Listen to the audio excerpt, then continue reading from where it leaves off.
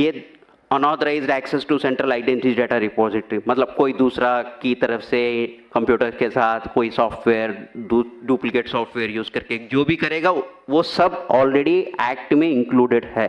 अगर कोई भी इसमें जानबूझ के या गलती से भी आप इसमें इन्वॉल्व हो गया तो इसका पर्यवसान बहुत अलग सा है। इसलिए अब जो भी इंटेंशनली और intentionally don't get involve in that activities.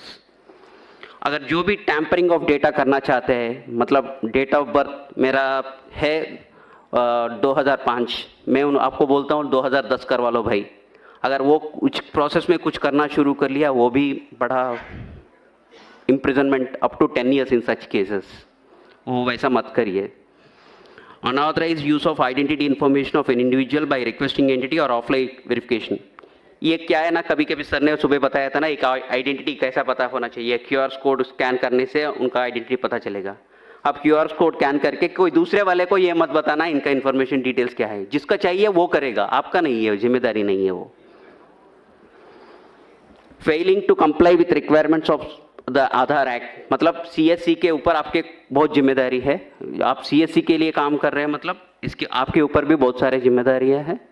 आप अगर वो कंप्लाई ना करेगा तो उसके ऊपर भी पेनल्टीज होता है। In addition of all these things, कोई भी तरफ का एक्सप्लिसिटली नहीं डिफाइन किया हुआ है, कोई भी गलतियां है जिसमें एक्शन करना है उसका भी इम्प्रिजनमेंट पनिशमेंट है। ये आपको सबको पता होना चाहिए, क्योंकि इतना बड़ा प्रोजेक्ट कर रहा है, इसमें कष्ट भी होते हैं और हमारा इसके लाभ भी होते हैं। लाभ हम सबको मालूम है, कष्ट और नष्ट भी सबको मालूम होने से क्या होता है, हम ठीक से काम कर पाएंगे। जो हम सोचते हैं छोटे मोटे गलतियां है वो छोटे मोटे नहीं होते हैं, उसका असर बहुत अलग सा होता है। अब तक तो मैं आधार एक्ट का पेनल्टीज बताया था, आधार एक्ट के साथ आईपीसी पेनल्टीज भी चालू होता है कभी कभी। पनिशमेंट फॉर क्रिमिनल कॉन्स्पिरेसी, अगर किसी ने स्टैंडर्ड सर्टिफिकेट दुकानदार वाले से ये करके हाँ वहाँ जाके स्टैंडर्ड सर्टिफिकेट लेके आइए आपका आधार अपडेट बन जाएगी बोलेगा, वैसा एंकरेज करेगा तो वो भी अलग सी बात है।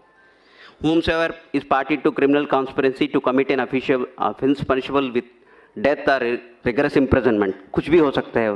जब पढ़ लीजिए, अंग्रेजी पढ़ लीजिए, ये सब इंटरनेट में भी आपको मिलता है, आपको बस ये ध्यान देना है। अगर इसके ऊपर आप गलती करेंगे तो उसका पर्यवसान क्या होता है।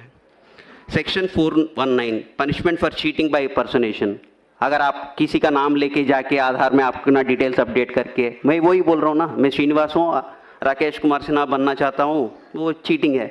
अगर वो भी आप भी जानबूझ के या बिना जानबूझ के भी आप उसमें शामिल हो गया, उसका पर्यवसान सीरियस होता है।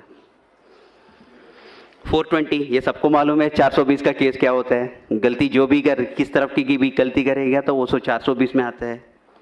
467 फोर्जरी ऑफ वैल्यूएबल सिक्योरिटी, मतलब आप फोर्जरी करो या डॉक्यूमेंट को, कुछ लोग क्या कर रहे हैं कि जब आशीष हमारा क्यूसी मैनेजर वो यहाँ पे है, लंच के बाद वो एक क्यूसी के ऊपर कौन सी एरर्स होती है वो सब बताते हैं। वो आपके पास बर्थ सर्टिफिकेट लेके एक आदमी आता है, मगर बर्थ सर्टिफिकेट में डेट ऑफ बर्थ में व्हाइटनर लगा के डेट ऑफ बर्थ चेंज किया है, मतलब डॉक्यूमेंट इज टैम्पर्ड।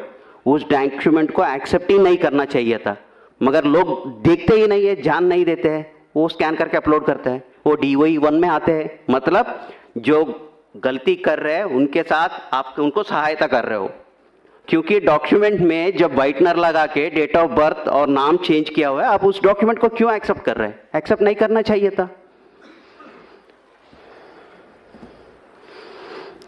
ये भी 468 वही वे forgery, the intention of the forgery is for cheating, उसके लिए पनिशमेंट है।